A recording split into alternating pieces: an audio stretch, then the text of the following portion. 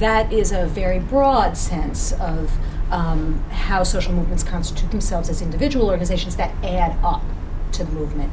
When you folks are sort of thinking about funding and grant making, are you looking at the individual pieces or are you adding them up? A really thoughtful foundation has a set of values that underpin the organization, often set by the founder. Donor's intent is a term that you'll hear used. And hopefully, based on those values, the foundation's created a mission statement, right, which gives them some long-term guidance. And usually, mission statements are broad enough that they can be relevant for 100 years, for over a long period of time. So they provide some focus, but they're not too prescriptive, right? And then at different points in time, maybe let's say 10-year periods of time, the organization will determine a theory of change. And this describes the problem that they want to solve, and it reveals their point of view about what are some of the most effective means for solving that problem and where they're going to be focusing, right?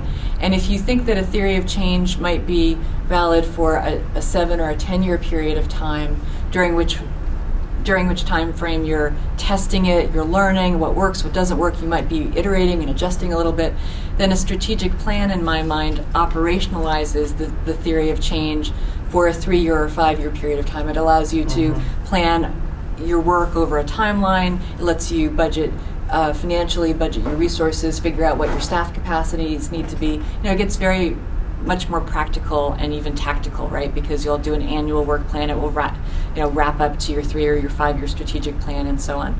So the question is, how do you think about all these pieces? Well, hopefully you've done the work, right? Everything in your foundation's decision making is going to be rooted in the original values of the organization, and then hopefully you have a theory of change at the foundation level, and then you probably, if you're working in several program areas, have specific theories of change within each of those programs. And hopefully there's some relationship, right? If you think, for example, when I worked at the Rockefeller Foundation, John D. Rockefeller Sr. in 1913 set the mission as to improve the well-being of mankind throughout the world. Pretty broad, right? And so when I was at Rockefeller, we interpreted this with a focus geographically on Africa and Southeast Asia. So we picked the part of and some U.S. work as well, but internationally we focused in those 2 regions.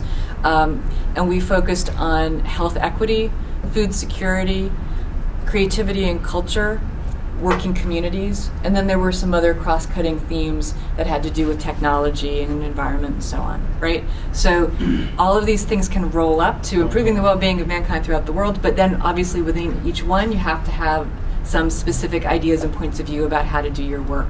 So I think the answer is, to be most effective, foundations do try to be cohesive in the work that they do.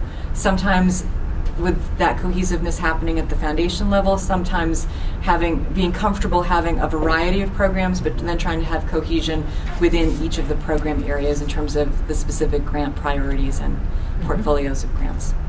Yeah, I think what's wonderful, beautiful, and complex about the philanthropic industry is that one foundation, right? And I think philanthropy is just as individualistic as every person in this room, right? And where those priorities come from, the time frame that actually sets that, the lived experience of the primary donors are really, really etched into the spirit and the DNA of a lot of the funding institutions.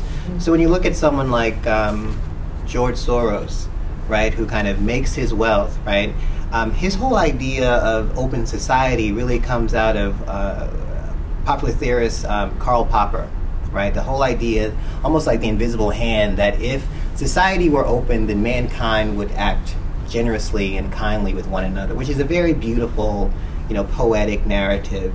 But that's not always true, right? And so what you have are a set of independent international foundations that are held together by this kind of spirit of open society.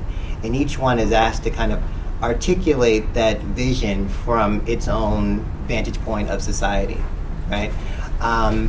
and I think that that's just so bold and so big. And I think also how he decides to measure its impact, and how the various board of directors or the trustees kind of also articulate that. It's so free-flowing. Mm-hmm. And I think what also happens a lot of times with foundations is that there are these unexpected movements that emerge that kind of really push the foundations to think dramatically different.